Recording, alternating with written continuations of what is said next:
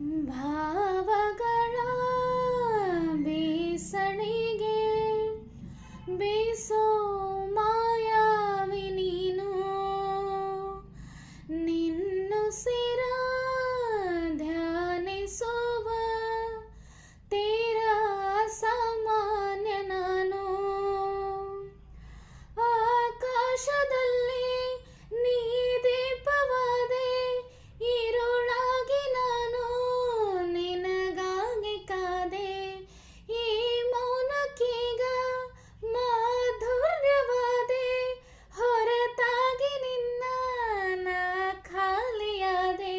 ಸಿಹಿ ಕಹಿ ಏನಾದರೂ ಪ್ರತಿ ಕ್ಷಣ ಜೊತೆಯಾಗಿರೋ ಇನ್ನೂನು ಬೇಕಾಗಿದೆ, ಒಲವು ಇನ್ನೂನು ಬೇಕಾಗಿದೆ.